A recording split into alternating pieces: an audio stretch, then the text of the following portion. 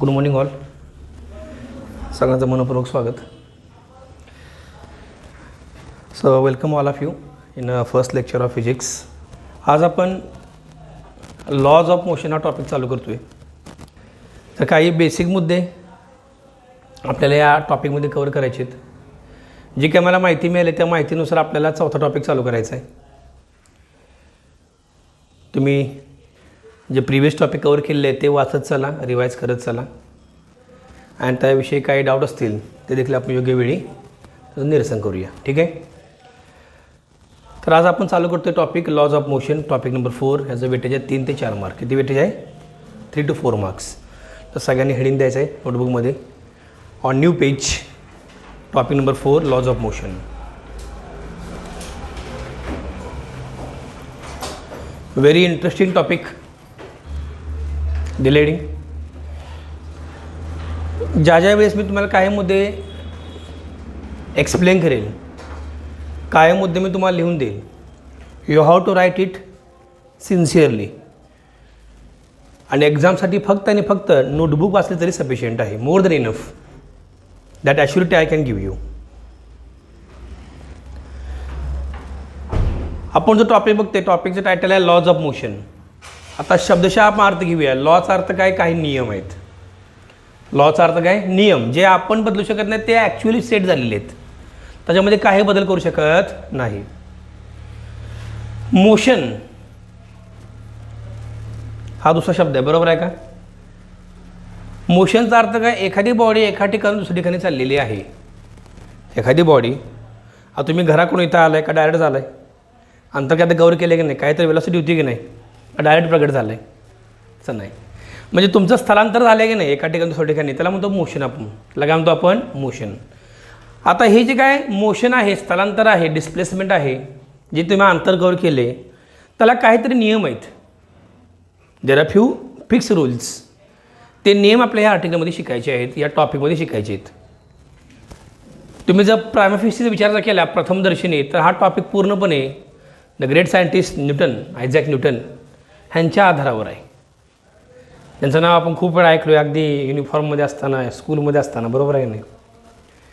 पण आपण जेव्हा 11-12मध्ये ह्याचा अभ्यास करतो फिजिक्समध्ये स्पेशली, तुम्हाला इतक्या नवीन गोष्टी शिकायला मिळतील. फक्त इंटरेस्ट घ्या. माझा प्रयत्न असेल यात इंटरेस्ट निर्माण करायचा, तुमचा प्रयत्न आहे मला साथ द्यायची फक्त. ओके. रिस्पॉन्स देण्यासाठी आता आपल्याला काही मर्यादा आहेत. मी एक्सप्रेशनवरून सुद्धा मला समजेल तुम्हाला कळालं काय कळालं नाही. समज मिळालं आहे? आता आपण पहिल्यांदा काय बघणार? इंट्रोडक्शन. या आर्टिकलमध्ये पहिला मुद्दा आहे इंट्रोडक्शन, जे आपल्या सिलेबसचा पहिला मुद्दा आहे. इथं आपल्याला 2 गोष्टी शिकायच्या आहेत. पहिलं म्हणजे what is statics, what is kinetics. काय म्हटले मी? What is statics, what is kinetics. मग सुरुवातीला आपण स्टॅटिक्स म्हणजे थोडं समजून घ्यायचा प्रयत्न करूया. ठीक आहे. हेडिंग द्या स्टॅटिक्स. पहिला point टाकायच्यामध्ये statics.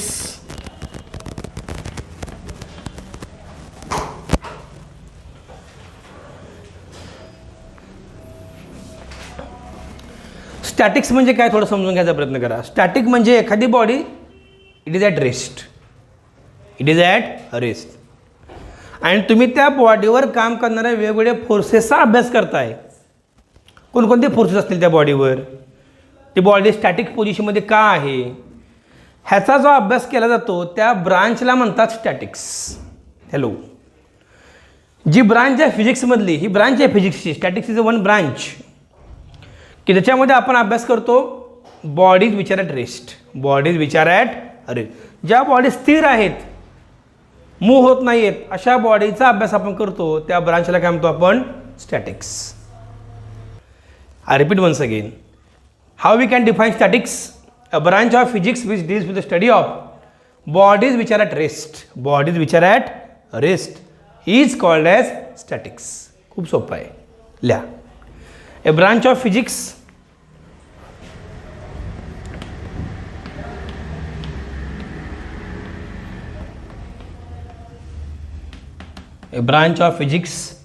which deals with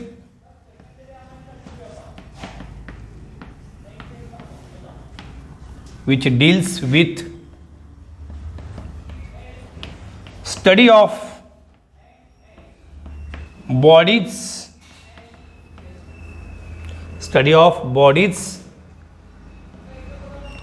and forces acting on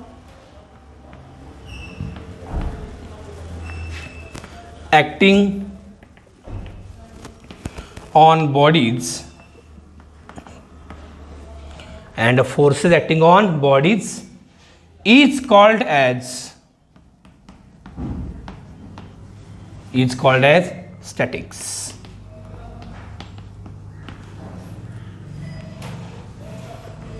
I repeat once again. काय बघा, ए ब्रांच ऑफ फिजिक्स, हे फिजिक्सची ब्रांच आहे.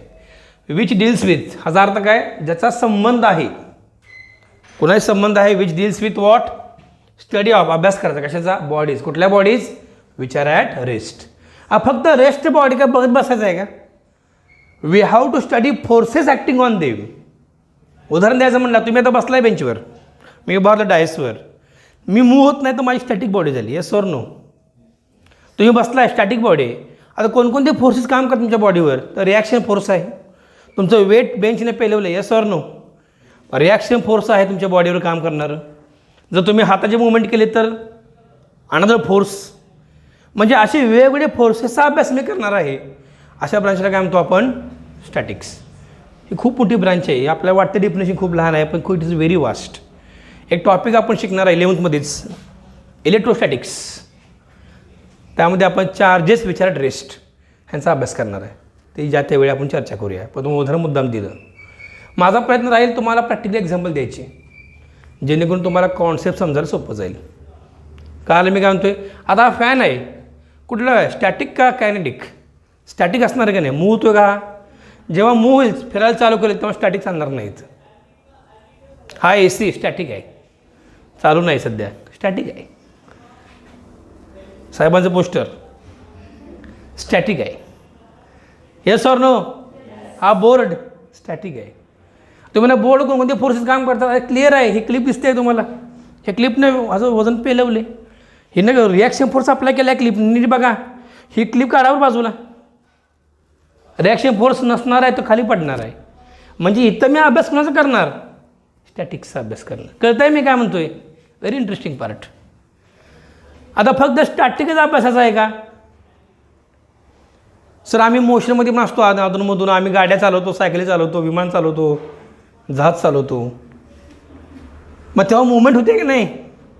मग ह्याचा अर्थ काय, आपण इथं अभ्यास केला पाहिजे त्या ठिकाणी सुद्धा कशाचा, फोर्सेसचा. ज्या बॉडी कशामध्ये आहेत, मोशनमध्ये आहेत, अशा ब्रांचला काय म्हणायचं, कायनेटिक्स. काय म्हणायचं, कायनेटिक्स. म्हणून म्हणतो कायनेटिक एनर्जी.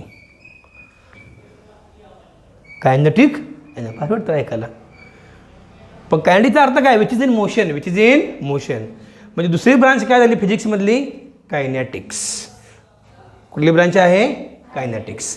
टाका number 2 kinetics.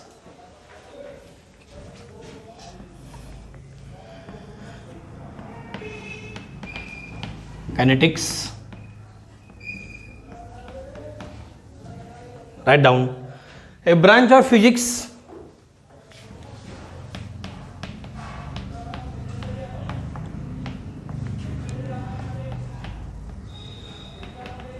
which deals with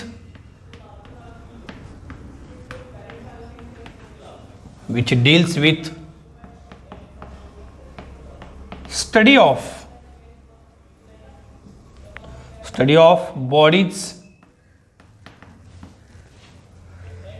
and forces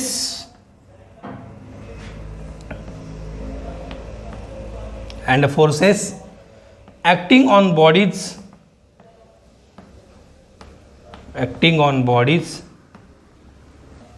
which are in motion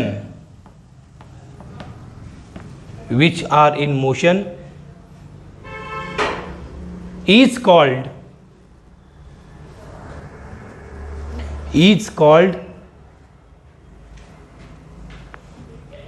kinetics.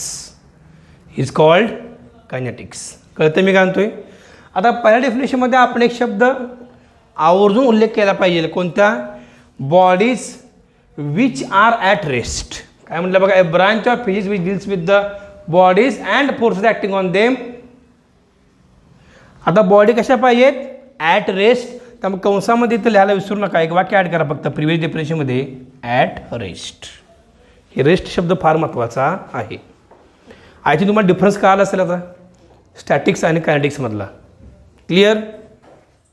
Hello, clear or not? काय म्हणतात, दोन मुद्दे सांगितले, स्टॅटिक्स म्हणजे काय आणि कायनेटिक्स म्हणजे काय. आता कायनेटिक्समध्ये दोन ब्रांच आहेत. अजून कायनेटिक्समध्ये दोन ब्रांचेस आहेत. एक आहे कायनेमॅटिक्स, एक आहे डायनॅमिक्स. आय रिपीट, नीट आहे का? हे कायनेटिक्सची दोन ब्रांचेस. अजून ॲक्च्युली फिजिक्सचीच ब्रांच आहे. For kinetics sub branch of physics, आणि कायनेटिक्सची परत दोन ब्रांचेस पडलेत. ॲज पर सिलेबस चाललो आहे, माझ्या मनात काय सांगत नाहीत. पहिली ब्रांच कुठली, कायनेमॅटिक्स, दुसरी डायनॅमिक्स. तर पुढचं वाक्य काय लिहिणार ऐका नीट. There are two branches of kinematics, or kinematics is divided into two branches. Number 1 kinematics, number 2 dynamics. समजतं व्यवस्थित? ल्या नेक्स्ट पॉईंट टाका. Kinetics is divided into, kinetics is divided into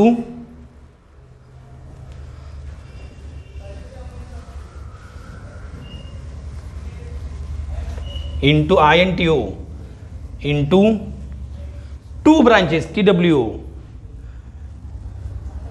खूप गप्पलं होतं ते म्हणून वारंवार सांगतो स्पेलिंग सुद्धा.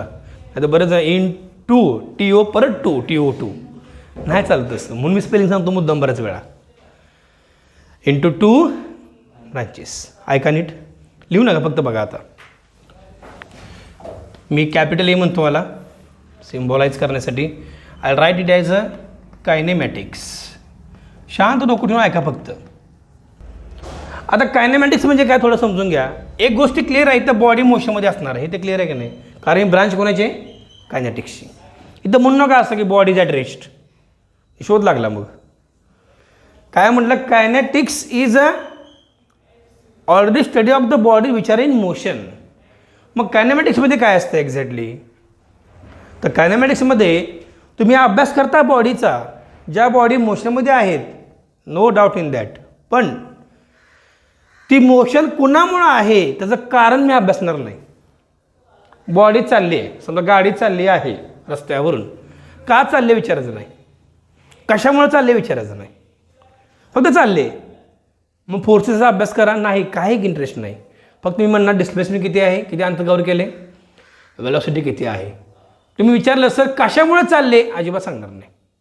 का ब्रांच कुठले, kinematics. How we can define, it is a branch of kinetics which deals with the study of the bodies which are in motion without studying its a cause. कारण सांगायचं नाही, फक्त अभ्यासाचं motion.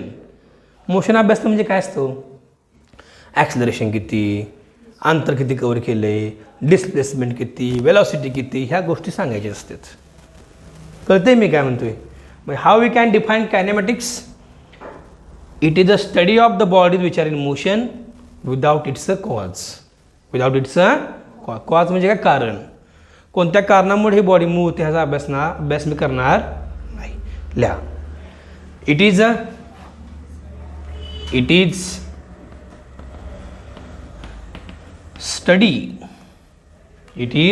Study of motion of body. It is a study of motion of body without its a cause. काय म्हणलं, listen carefully.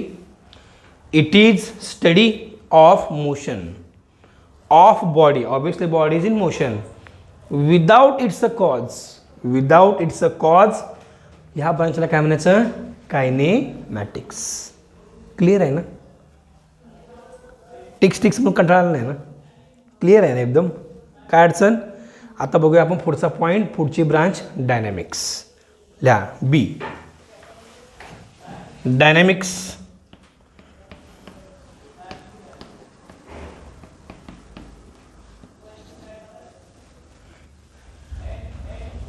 दिले heading dynamics, दिले dynamics. बघा डेफिनेशन काय येणार, खूप थोडा चेंज, एकदम स्मॉल चेंज करतो मी इथं. It is a study of motion of a body with its a cause. ओ यूट्यूब कट करा फक्त, ऐका, थांबा थांबा थांबा, घाय करून एक्सप्लेन करू द्या, कुठे जायचं आपल्याला, थांबा की जरा. काय म्हटलं, it is a study of motion of a body with its a cause. इथं वाक्य आपल्याला ॲड करावं लागेल, विथ इट्स अ कॉज ठिकाणी लिहिणार me with forces acting on the body. Otherwise तुम्ही जर म्हणला तुलना करा सोपं जातं हे पहिलं वाक्य, तसं करूया आपण. फक्त इथं तुम्हाला लक्षात ठेवायचं आहे विथ आणि विदाउट काय आपण विचार करतोय, फोर्सचा विचार करतोय आपण. कारण काय, कोणत्या कारणामुळे बॉडी मूव्ह होते. काय म्हटलं बघा, it is a study of the motion of a body with its a cause of motion. That would be more clear. मोशनचं कारण काय ह्याचा अभ्यास करतोय मी, कशामध्ये, डायनॅमिक्समध्ये. सोपं आहे ना, ओके. ल्या, it is a study of, it is study of motion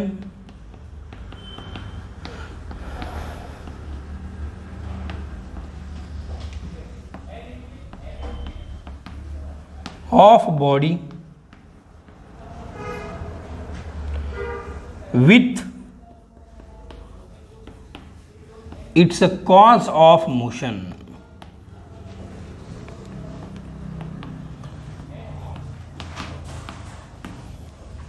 With its a cause of motion. सोपं आहे ना. तुम्ही मला म्हणलं गाडी चाललेली आहे, सांगा इंजिनमुळं चालले, ड्रायव्हर आहेत, ते ॲक्सिलेटर दाबतोय, फोर्ससाठी ब्रेक अप्लाय करतोय, तो वेग कमी होण्याकरता गिअर चेंज केला, तो clutch दाबतोय.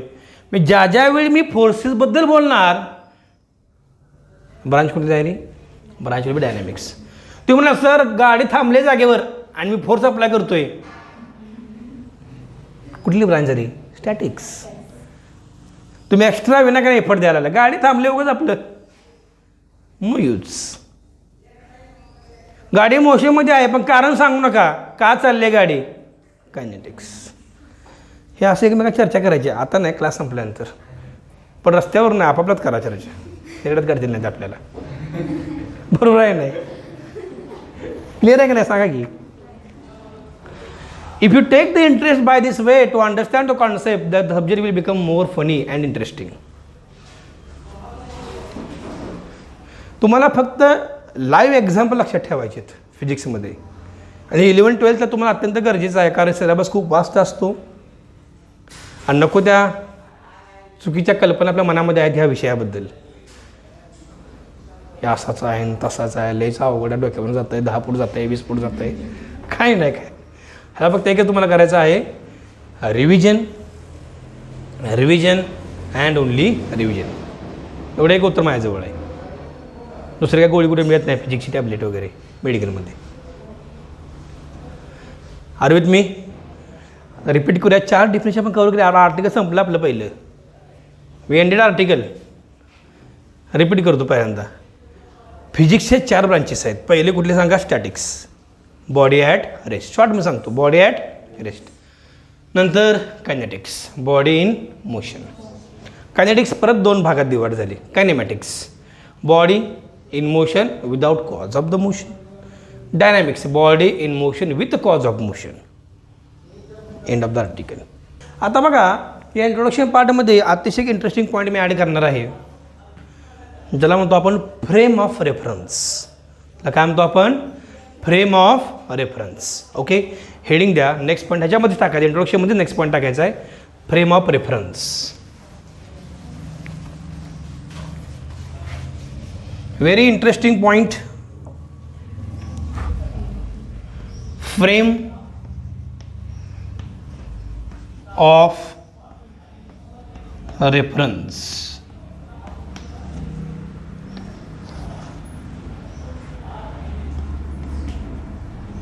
Frame of reference.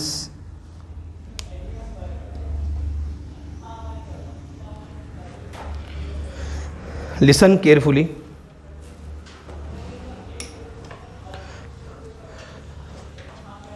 Imagine करा तुम्ही रेल्वेच्या प्लॅटफॉर्मवर उभारला आहे.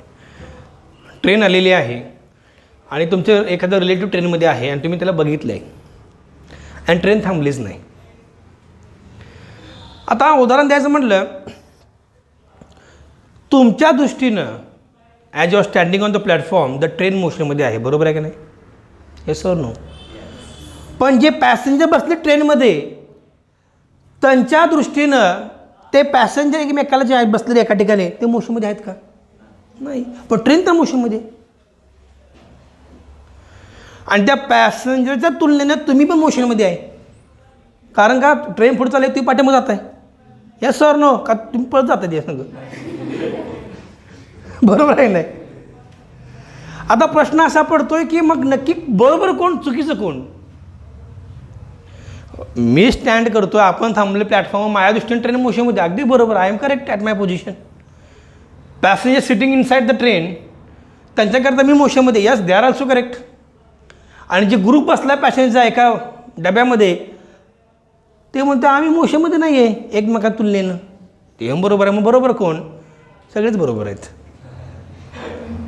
फक्त बदल घडतोय तुम्ही कुठली रेफरन्स फ्रेम वापरताय हे महत्त्वाचं लक्षात ठेवा. हॅलो, एखादी एक्सवायझेड व्यक्ती ए माणसाकरता ज्या पद्धतीने वागते तशी बी माणसांना वागायला गॅरंटी नाही ना. एखादा माणूस ए माणसाला म्हणणार तो चांगला आहे, बी म्हणत ती बाद आहे. पण माणूस तोच आहे हो, फक्त दृष्टिकोन बदलला आहे. हॅलो, जर फ्रेम ऑफ रेफरन्स हा कॉन्सेप्ट कशासाठी वापरायचा आपल्याला, हा अभ्यास का करायचा आहे? सिलेबसमध्ये आहे म्हणून. जरा आता मोठं व्हायचं आहे आपण. You have to be develop by mindset. तुम्ही आता कॉलेजला आला विसरू नका. ते स्कूलमधले ते थॉट असते सोडून देतात. आता आपण जरा प्रमोट आता आपण झाले junior college student. Yes or no? पण त्यावेळेला आपल्या जरा विचारामध्ये प्रगल्भता येणं गरजेचं असतं आहे. म्हणजे फ्रेम ऑफ रेफरन्सचा अर्थ काय? It is a reference frame through which I study the motion. Hello, पृथ्वीच्या तुलनेनं आपण सगळे स्टेशनरी आहोत. हजार तर आपण स्टेशनरी आहे का? जावं पण तुम्ही वातावरणात बाहेर.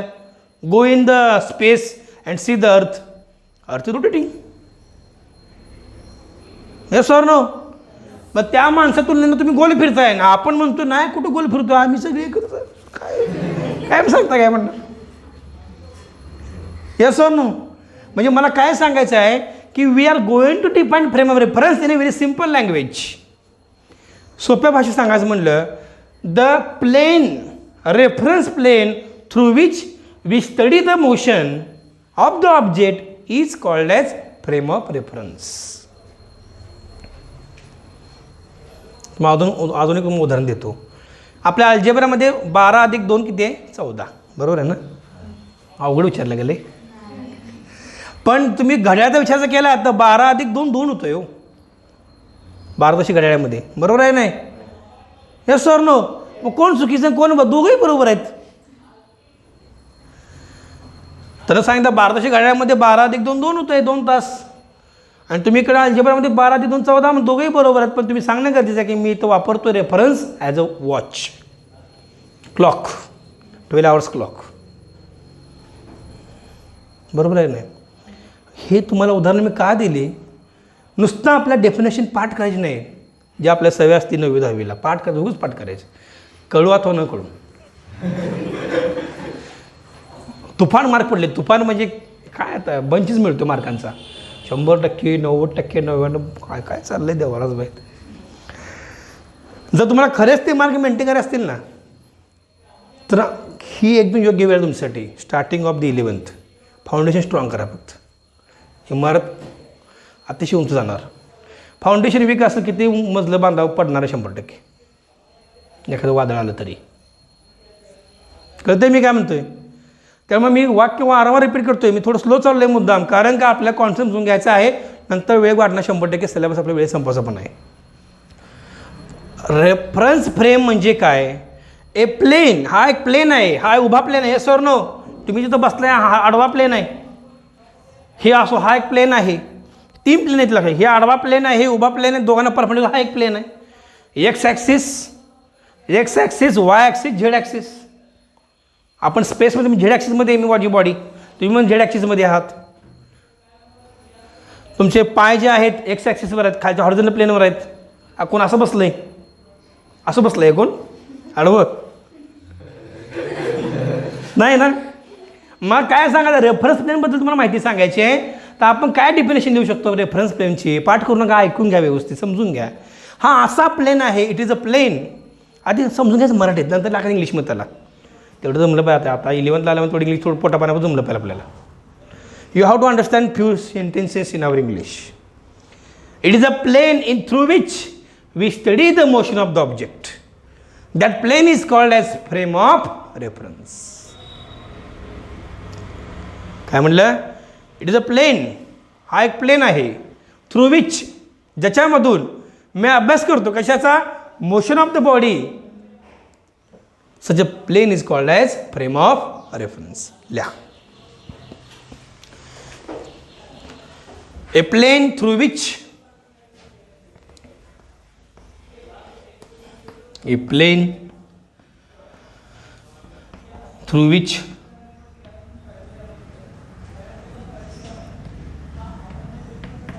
we study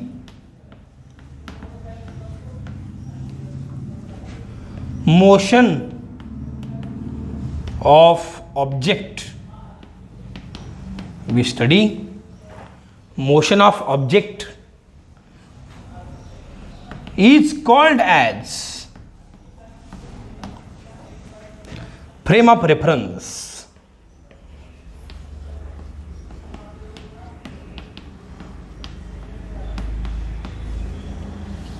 अंडरलाइन करा फ्रेम ऑफ रेफरन्सला. Is called as what? Frame of reference. Clear एकदम? काय अडचण? आता लक्षात ठेवा, जेव्हा मी फ्रेम ऑफ रेफरन्स फिक्स करणार तेव्हा आणि तेव्हाच मी मोशन डिफाईन करू शकतो. नीट आहे का मला काय म्हणायचं आहे?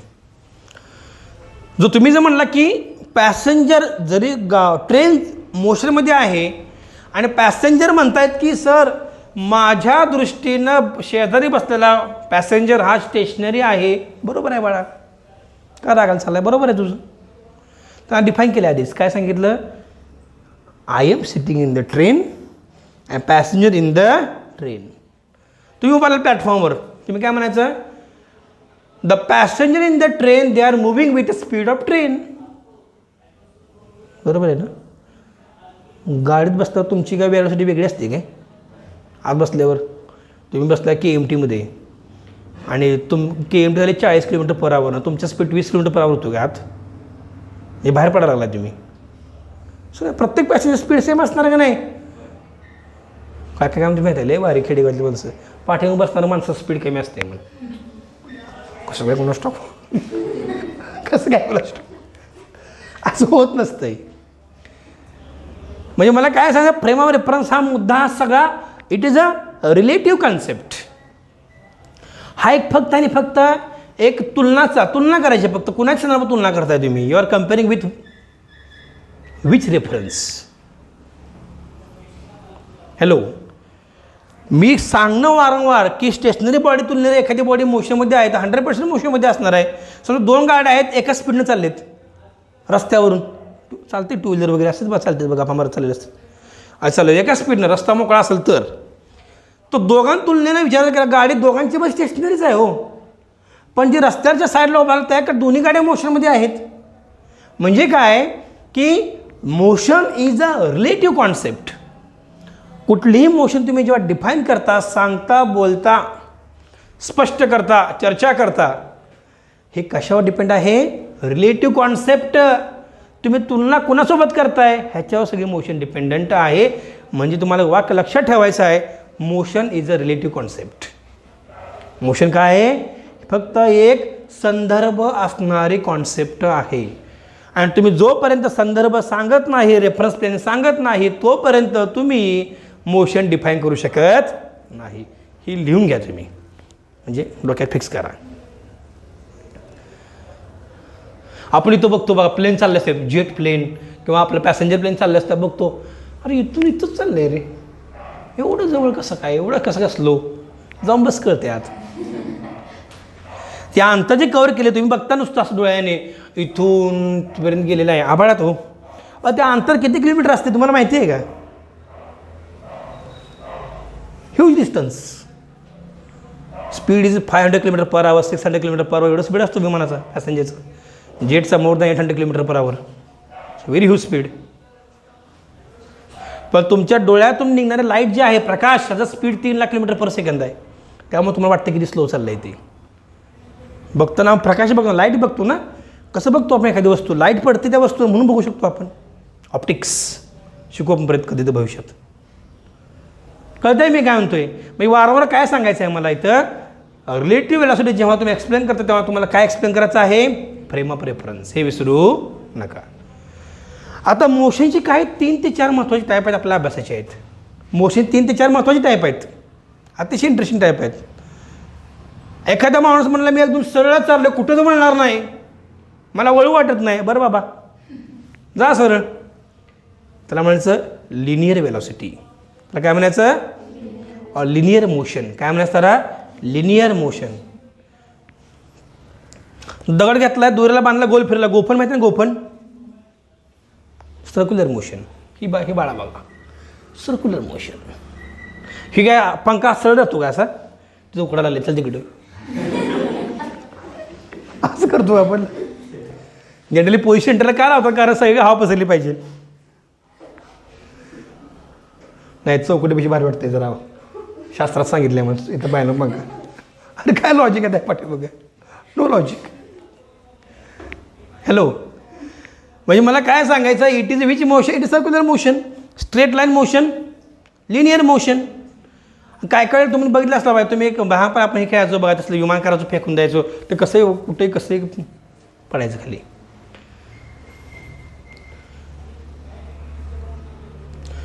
Have you seen that the javelin throw? Gold medal मिळालं आपल्याला जॅव्हलिन थ्रो, नीरज चोप्रा साहेब. त्याचं मोशन कशी आहे बघा, जॅव्हलिन थ्रोची नीट बघा, फक्त बघा अशी मोशन आहे का नाही. हाला म्हणायचं पॅराबोलिक मोशन किंवा प्रोजेक्टाईल मोशन. पॅराबोलिक मोशन आहे. शेप कसा आहे, हा जो आकार असतो मग ह्याला पॅराबोला म्हणतात मॅथ्समध्ये. नंतर तुम्ही शिकता मॅथ्समध्ये बरं व्यवस्थित. ह्याला काय म्हणायचं? पॅराबोला. मग कोणते मोशन? Parabolic motion. काय काय म्हणतात कसे फिरते? Zigzag motion. असेच काय काय स्टंट मारणार रस्त्यावरची, अशी कशी गाड्या चालवतात, नंतर सापडतात हॉस्पिटलमध्ये कुठं तर केळं खाताना, सफरचंद खाताना. हॅलो, बरोबर आहे हे सर लो. मी मोशन कुठलं आहे? Zigzag motion. म्हणजे आपल्याला काय शिकायचं आता पुढचं, ह्या सेम आर्टिकलमध्ये शिकायचं आहे इंट्रोडक्शनमध्ये. Types of motion. पहिली कोणती आहे? Linear motion, circular motion, parabolic motion. Next point टाका ह्याच्यामध्येच. After frame of reference give heading types of motion. Types of motion.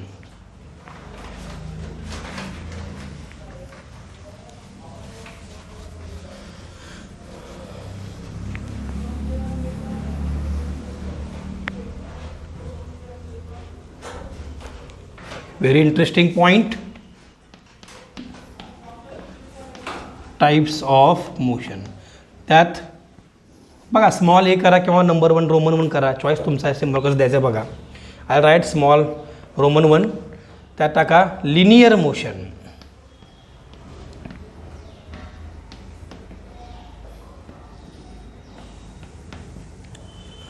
आगे सिक्वेन्सला आपण चाललोय पुढे, डोंट वरी. Linear motion. त्यात फक्त वाक्य लिहा motion in a straight line, एवढंच लिहा फक्त. Motion in a straight line.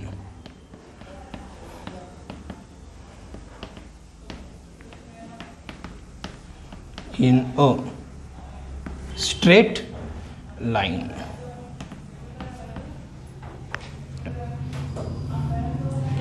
Can you give me another example of straight line motion? एखादं एक्झाम्पल लिनियर मोशनचं. जर ट्रेनचं एक्झाम्पल आहे लिनियर मोशनचं वाले, ट्रेन जनरली सरळच क्वचित वळण असतात. That is also best example linear motion. तुम्ही अजून एक्झाम्पल बघितलं तुम्ही, तुम्हाला माहिती रोपवे असतो बघा, रोपवे ते काय काय स्टंट करतात बघा, असं पकडतात मग ती दोरी अशी त्यात गंडगळत जातात, घसरत जातात, स्ट्रेट लाईन मोशन. ते एक बेस्ट एक्झाम्पल आहे. किंवा आपण अजून असं उदाहरण घेतलं, if I take a stone and if I throw it in the space, ही मोशन कुठली आहे? Straight line motion. कळतं ना व्यवस्थित? काय अडचण? टाका. नेक्स्ट टाईप टाका सर्क्युलर मोशन. नंबर 2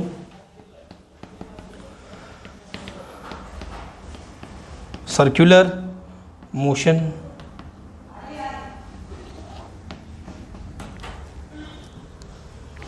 लिहिलं? आता इथं काय येणार? लिहू नका, फक्त ऐका. Motion along circumference of a circle. ऐका नीट. आता हा ब्लेड दिसतोय, जेव्हा हे फिरणार आहे तेव्हा एक सर्कल ट्रेस झालं का नाही सांगा बरं? बघा ना, ही सर्कल तयार झालं का नाही एक? मग हा काय झाला? सर्कम्फरन्स झाला का नाही? सर्कम्फरन्स कळतं ना, जिओमेट्री.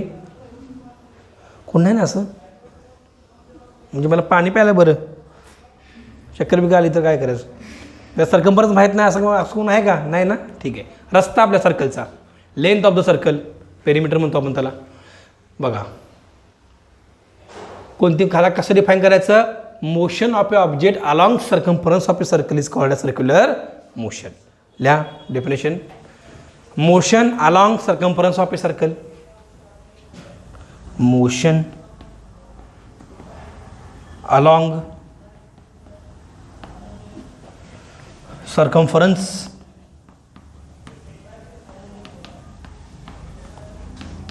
of circle. अगदी ती बेसिकली आलेलो आपण, विनाकारण एक्स्ट्रा डेफिनेशन तुम्हाला सांगणार नाही, गरज पण नाही त्याची. काय म्हटलं? Motion along circumference of circle. सगळ्यात शेवटची मोशन लिहा, पॅराबोलिक मोशन. स्पेलिंग व्यवस्थित लिहा, PARABOLIC. Parabolic motion.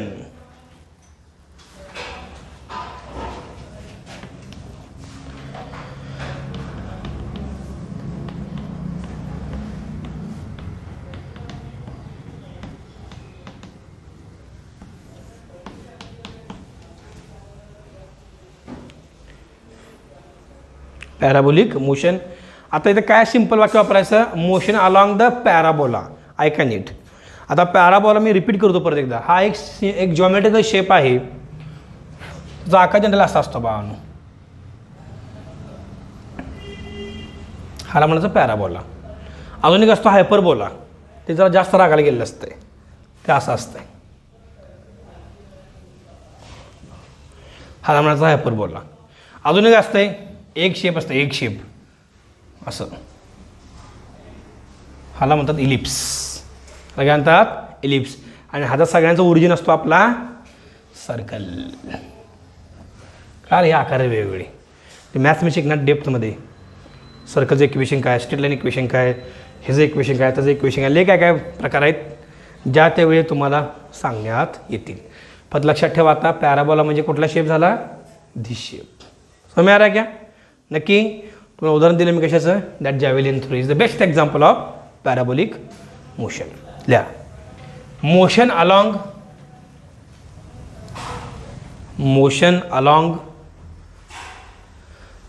Parabolic path.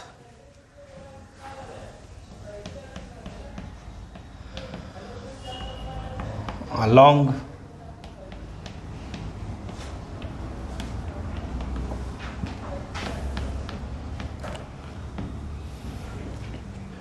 कोणती मोशन?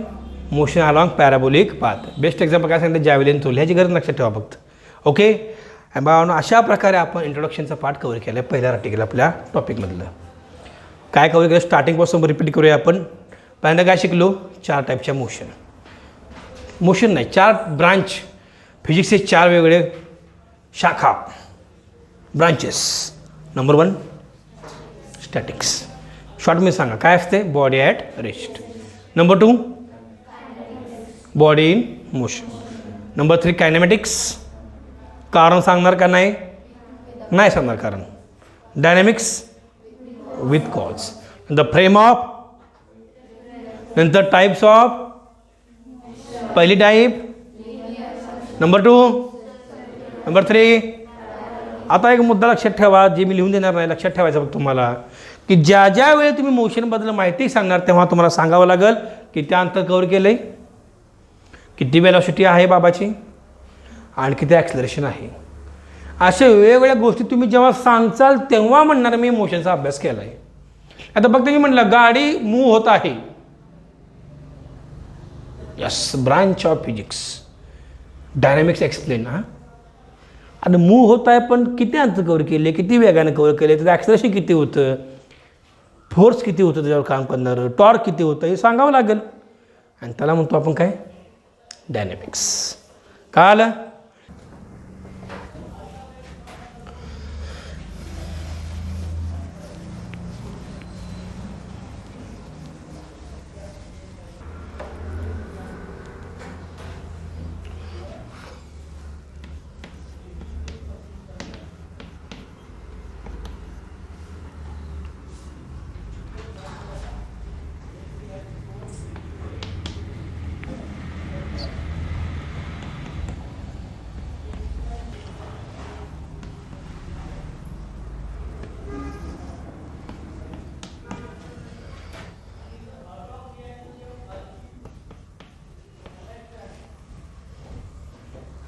नेक्स्ट पण हेडिंग द्या. Next article, Aristotle's fallacy. Spelling व्यवस्थित लिहा. Aristotle's fallacy. Aristotle is name of scientist. Aristotle's fallacy. नीट आहे का? The famous scientist Aristotle in the 342 BC before Christ, म्हणजे 1700 वर्षापूर्वी, जवळपास 1700-1800 वर्षापूर्वी त्यांनी एक कॉन्सेप्ट सांगितला, त्यांनी एक लॉ मांडला. साहेबांनी अभ्यास केला असेल, त्यांनी नियम मांडला एक त्यांच्या म्हणण्यानुसार. नीट ऐका बरं का. आणि लक्षात ठेवा, कोणता लॉ शिकताना त्या माणसाच्या नावाने तुम्ही इमॅजिन केलं ना, असं वाटतं असं काय आपणच लॉ तयार केला आहे. अशा पद्धतीने तुम्ही अभ्यास केला, इंटरेस्ट वाटतो ऑटोमॅटिक. की माझी पद्धत अभ्यासाची. जेव्हा आपण एखादा लॉ शिकतो असं इमेजिन करायचं लॉ आपणच मांडायला लागलो. बघ कसं फिलिंग येते. पण सांगू नका लोकांना कोणाला काय, आपल्या मनात ठेवा या गोष्टी. आता ॲरिस्टॉटलने काय सांगितलं की एखाद्या बॉडीला मोशनमध्ये राहायचं असेल, मग कुठली मोशन असू द्या, सर्क्युलर असो, लिनियर किंवा पॅराबोलिक, तर त्या बॉडीवर एक्सटर्नल फोर्स असायला पाहिजे. काय म्हटलं? एखाद्या बॉडीला मोशनमध्ये राहायचं असेल तर त्या बॉडीवर एक्सटर्नल फोर्स पाहिजे. हे वाक्य त्यांनी सांगितलं 1700 वर्षापूर्वी. तुम्ही म्हणा असं ह्यात काय नवीन आहे, आता ऐकायला आता माहिती म्हणून म्हणताय असं, तेव्हा माहीत नव्हतं असलं काय. What is his statement, what was his statement? To keep the body in a uniform motion there is need of external force, or external force is required to keep the body in a uniform motion. That was a statement given by Aristotle in the year 342 BC. 1800 वर्षापूर्वी 1700 वर्षापूर्वी वाक्य सांगितलेलं आहे. आता पुढचा शब्द आहे fallacy. फॅलेसीचा अर्थ काय? काल्पनिक गोष्टी, इमॅजिनरी पॉईंट. तुम्ही असं काल्पनिक कसं म्हणता येईल तर बरोबर आहे की अहो त्यांनी तेव्हा सांगितलं पण त्यांना कारण सांगता आलं नाही. असं का? फक्त सांगितलंय असं असतंय पण का असतंय हे सांगता आलं नाही म्हणून नाव दे. पण अतिशय जबरदस्त पॉईंट सांगितलं त्यांनी. ह्या माणसामुळं तर मोशनचे बरेच नियम तयार झाले परत पुढे भविष्यात. We cannot demoralize his contribution. काय स्टेटमेंट आहे? वाक्य आहे, स्टेटमेंट आहे यांचं. The external force is required to keep the body in the uniform motion. That was the statement by the Aristotle in his fallacy. Fallacy म्हणजे काय? काल्पनिक गोष्ट, इमॅजिनरी कॉन्सेप्ट. ओके, लिहा पहिलं वाक्य. An external force is required. An external force is required.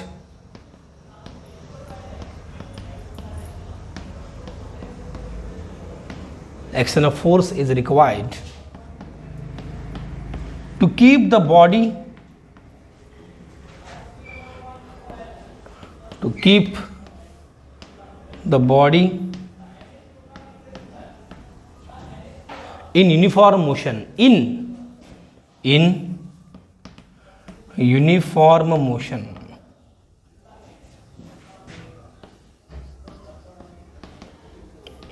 या वाक्याला underline करा, पूर्ण वाक्याला अंडरलाईन करा.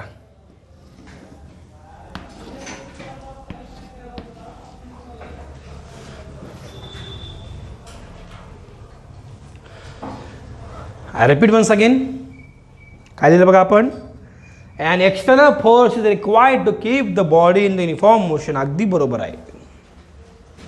अतिशय इंटरेस्टिंग पॉईंट सांगितलं आहे, मान्य आहे. पण किंतु परंतु बट काय गोष्टी इथं परत ॲड झाल्या. नीट ऐका, मला काय म्हणायचं समजून घ्यायचा प्रयत्न करा.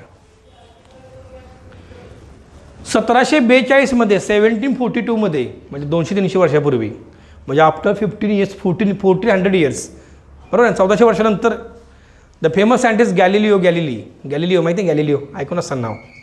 ह्या साहेबांनी सांगितलं, जरा मिस्टेक झाली आहे म्हणते वाक्यात. त्यांनी सांगितलं चुकीचं आहे. डेअरिंग करून सांगितलं. 1400 वर्षापासूनची गोष्ट सांगितली गेली ती त्याला कोणी विरोध केला नव्हता, परंतु गॅलिलिओने विरोध केला. त्यांनी काय सांगितलं, and external additional force is required. ऐका वा किती भारी. And external additional force required to keep the body in the motion, not in for motion, in the motion, which overcome friction force, which overcome friction force. ऐका नाही मला काय म्हणायचं आहे. मला सांगा, तुम्ही आपण गाडी चालवतो, सायकल चालवतो, तुम्ही फोर्स अप्लाय केला पॅन्डलनं, सायकलसाठी म्हणतोय, गाडीसाठी तुम्ही ॲक्सिलेटर ओढला आहे, गाडी चालली, 30च्या स्पीडनं गाडी आहे, 40च्या स्पीडनं गाडी आहे, रस्ता बऱ्यापैकी मोकळा आहे. नंतर तुम्ही काय केलं, पॅन्डल मारायचं बंद केलं, पेडल बंद केला, मारायचं फोर्स अप्लायचं बंद केला, आणि गाडी ॲक्सिलेटर पण तुम्ही काय दाबायचं नाही, तुम्ही ओढला नाही, निवांत बसला आहे. काही वेळानंतर गाडी थांबते की नाही, का तुमची गाडी चालते अशीच, चालते अशीच, काय फोर्स नाही काय नाही आपलं. घरामधून एकदा 10 पॅन्डल मारलं डायरेक्ट क्लासपाशीच, असं होतं का हो?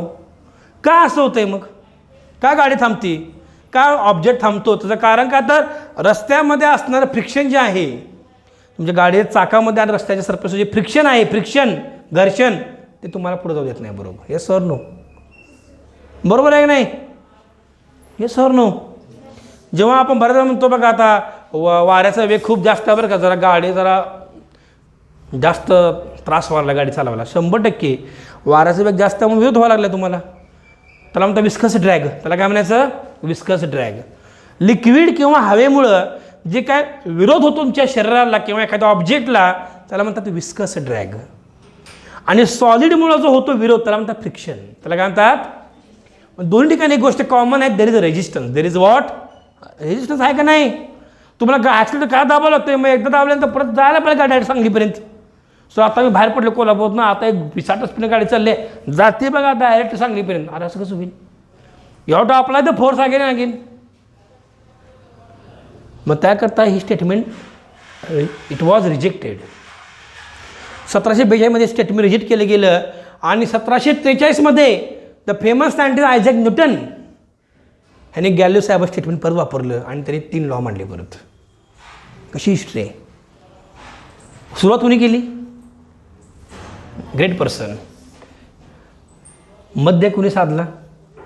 गॅलिलिओ. आणि फायदा कोणी घेतला? असंच आहे, सगळीकडे असंच असतंय. कळतंय मी काय म्हणतोय? तुम्ही विचारलं कॉन्ट्रीब्युशन महत्त्वाचं कोणाचं, तर मी म्हणतो ह्या साहेबांचं, ज्यांनी फाउंडेशन तयार केलं. बाकीचे ना आयत्या पेट्यावर गोट्या मारल्या फक्त. तसं नाही, तरी मग काम केलं आहे बरंच, मोठी माणसं ती पण सुरुवात कोणी केली? या साहेबांनी घेतली. म्हणून आपण टोटली आधीच सांगितलं आहे बघा, पुस्तकामध्ये बघा, न्यूटन लॉ ऑफ मोशनच्या अगोदर ॲरिस्टॉटल फॅलसी कव्हर केली आहे. कारण पुस्तक वाल्याला माहिती आहे किंवा महत्त्व कोणाला द्यायला पाहिजे अगोदर. इंटरेस्टिंग आहे का नाही? Subject is very very interesting. You have to take only interest. Okay, आता पुढचं वाक्य आले ना आपण, we are going to write statement of Galileo now. Next point टाका. Galileo stated that GALILEO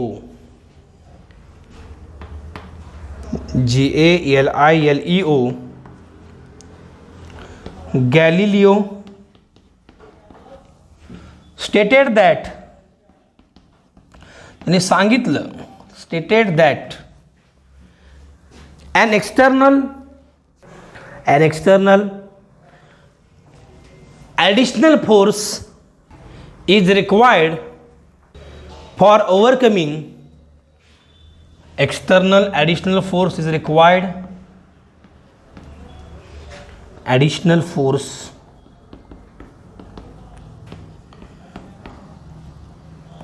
is required for overcoming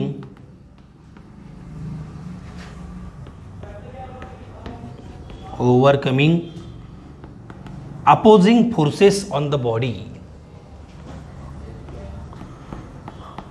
opposing forces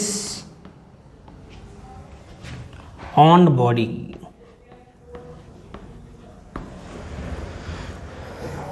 underline करा opposing फोर्सला.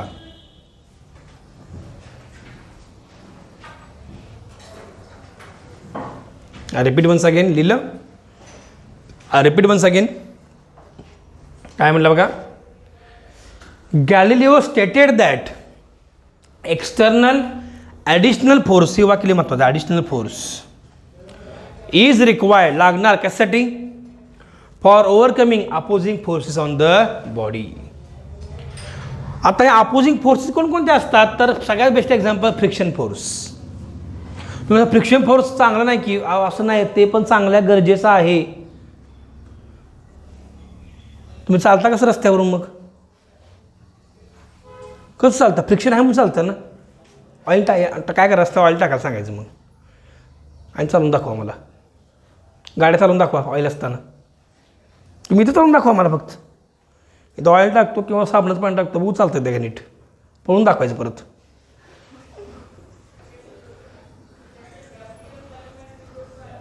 क्रिकेटचं pitch जास्त पिच, बरं सिमेंट्स का करत नाही, भक्कम होते. तर मातीचं का असतं, फ्रिक्शन मिळायला पाहिजे व्यवस्थित, बरोबर आहे का नाही. आता खेळाडू जागेवरच. Why we use grass on the ground. Grass का वापरतो, दोन कारण आहेत. पहिलं म्हणजे एक तर लागत नाही पडल्यानंतर, दुसरं कारण फ्रिक्शनसुद्धा मिळते व्यवस्थित. Yes or no. म्हणजे मला सांगायचं काय, फ्रिक्शन फोर्स प्रत्येक वेळी बाद आहे असं नाही, ते चांगलं पण आहे, गरजेचं पण आहे. Yes or no. I mean to say that तुमचा दृष्टिकोन महत्त्वाचा आहे. तुम्ही कुठं वापरता फ्रिक्शन फोर्स.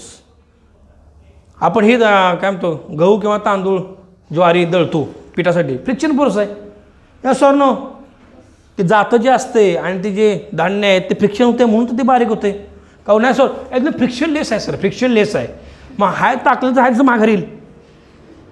दळून दिले मग हाय तसं माघार दिले, गहूला गहू आहे डीज. काय तुम्हाला तिथं काय शोला ठेवलं तुम्ही.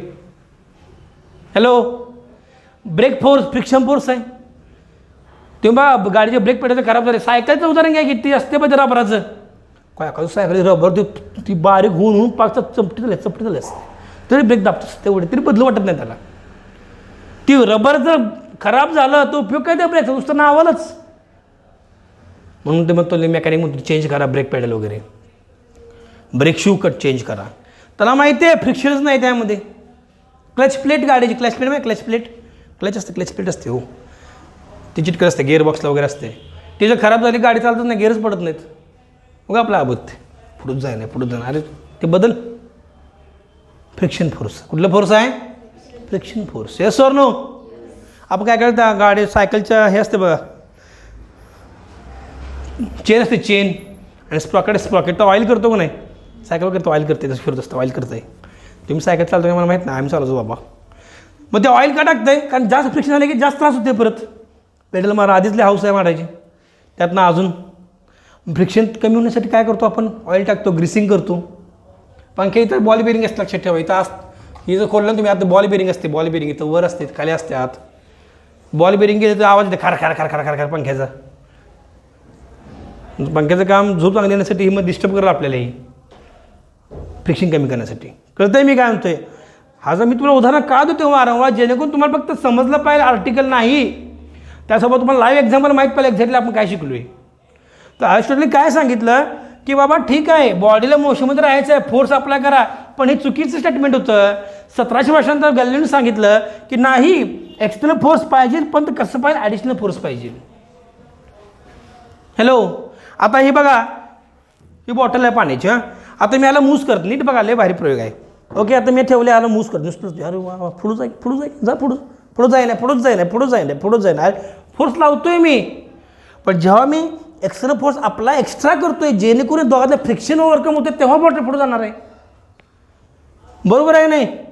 आता फ्रिक्शन आहे ना बॉटलमध्ये, मी फोर्स पण लावतोय, पण जायच नाही पुढं, फोर्स लावतोय, जाय नाही पुढं, जा की जा, नुसतं आता असं करायला, अरे पुढं पाठवायचं आहे त्याला, आता फोर्सला.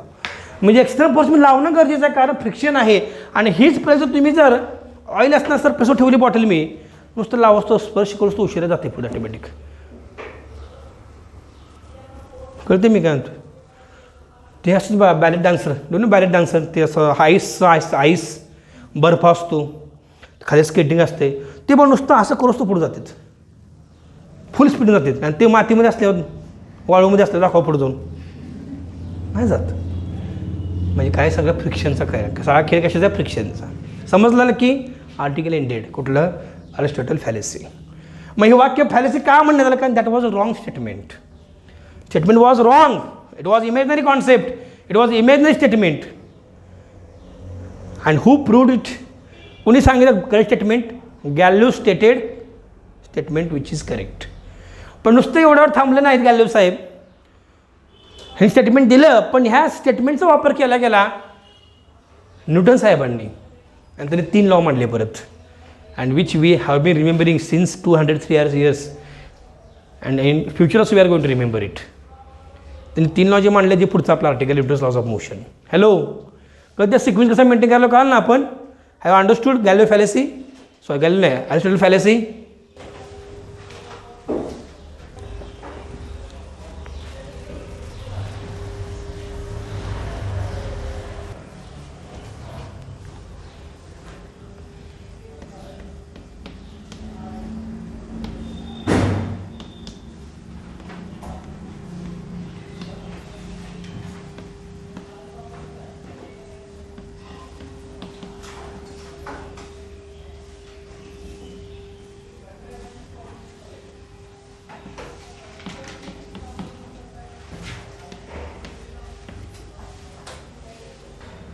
आता मुद्दा काय बघा,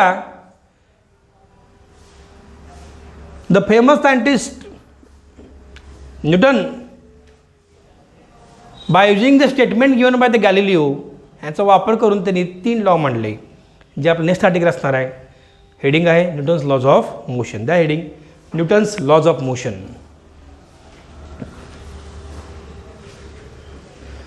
Newton's laws of motion.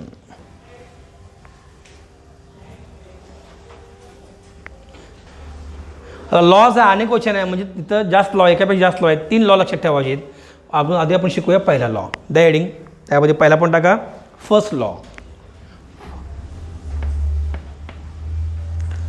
First law.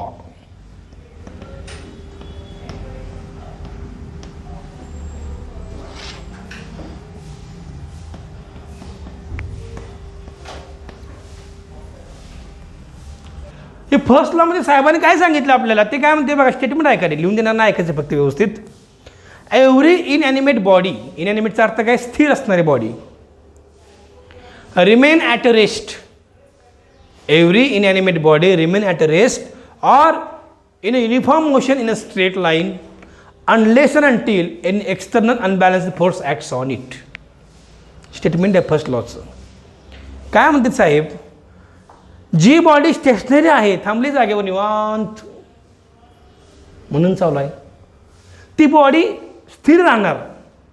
आणि एखादी बॉडी मोशनमध्ये असेल, ती बॉडी मोशनमध्ये राहणार जोपर्यंत तुम्ही त्या बॉडीवर बाहेरचं असंतुलित फोर्स काम करत नाही.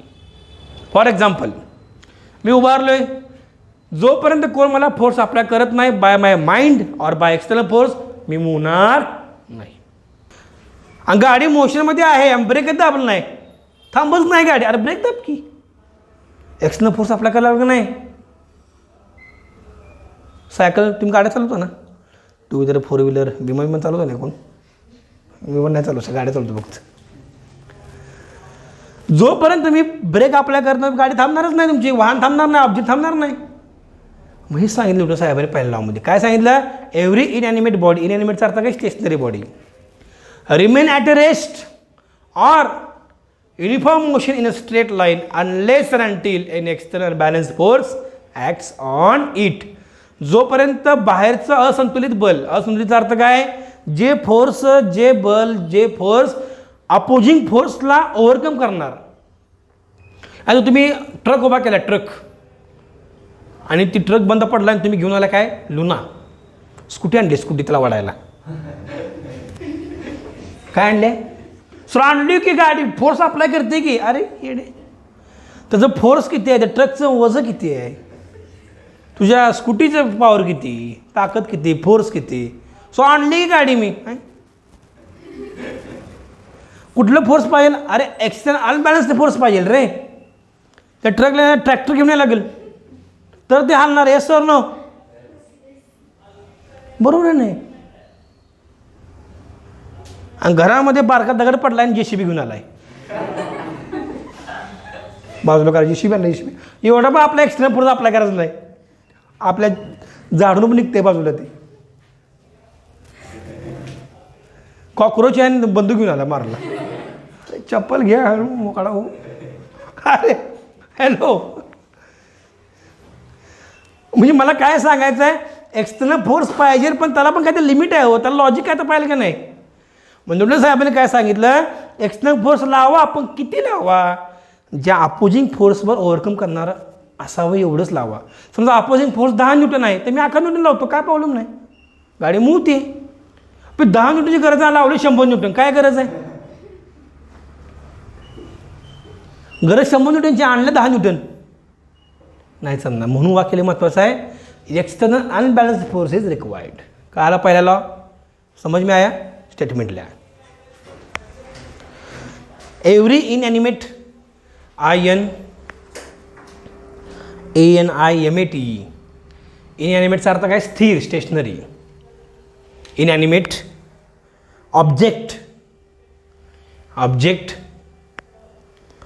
continues to be in a state of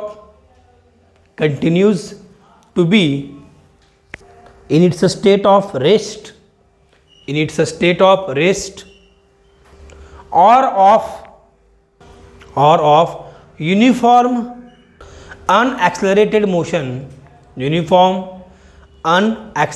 motion unless and until it is acted by an external unbalanced force.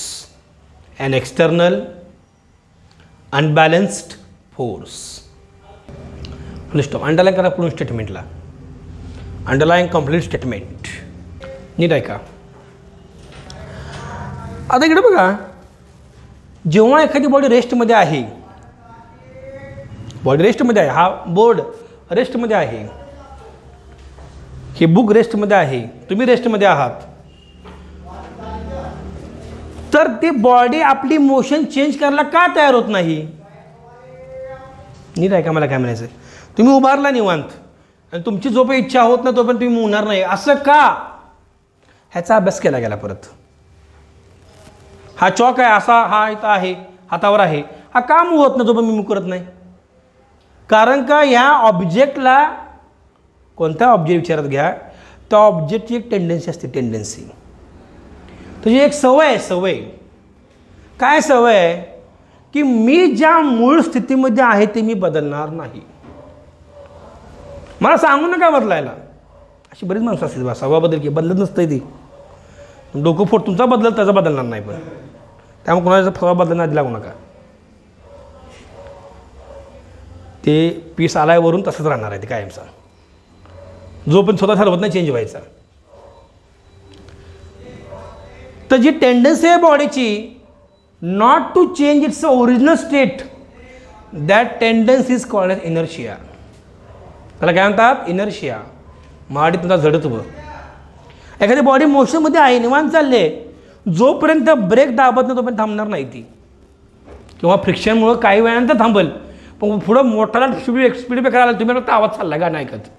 Speed breaker आला, स्पीड ब्रेकर नाही मी थांबणार नाही ब्रेक. बरोबर आहे. गाडी शोरूममध्ये आणि हा हॉस्पिटलच्या शोरूममध्ये, फाटीचं कणा मोडून जाईल दंदिशा आदळल्यावर गाडी.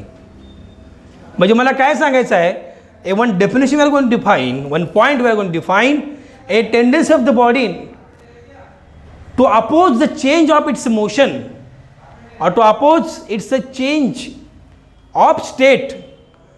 This tendency is called as inertia of the body. ला काय म्हणतात, इनर्शिया. तुम्ही प्रयोग केला बघा, आपला सायन्समध्ये होता प्रयोग बघा. एक ग्लास घ्यायचा, एक छापडी घ्यायची, पुट्टा घ्यायचा, पुट्टा ते ठेवायचा ग्लासवर, त्यावर नाणं ठेवायचं, नाणं अशी टिचकी मारायची, नाणं पडतं बघा बरोबर ग्लासमध्ये. कधी प्रयोग केला काय, ते प्रयोग करून बघा घरी गेल्यावर. ते ग्लास घ्यायचा, ते नाणं ठेवायचं, त्याच्यावर एक छापडी ठेवायची, नाणं ठेवायचं, असं ते असं घ्या ना, कार्ड घ्या, कार्ड आपल्या पत्त्याचं कार्ड असते त्यावर ठेवा आणि ते टिचकी मारा त्या कार्डला, ते कार्ड पुढं जातं, पण ती जी नाणं आहे ते पडतं ग्लासमध्ये. प्रयोग करून बघा.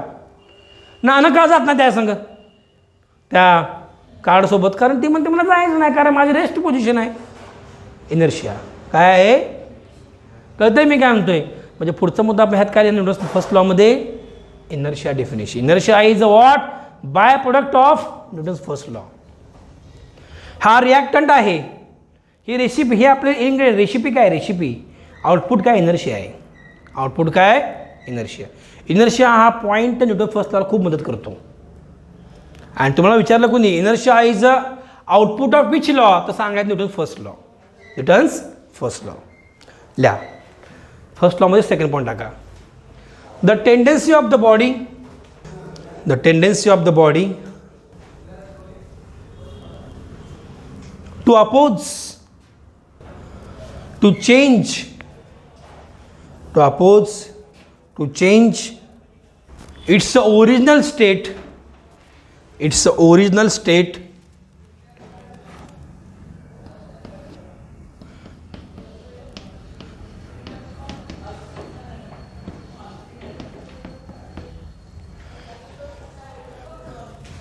is called as, spelling व्यवस्थित लिहा, I have written on the board, is called as inertia, INERTIA. It's called inertia.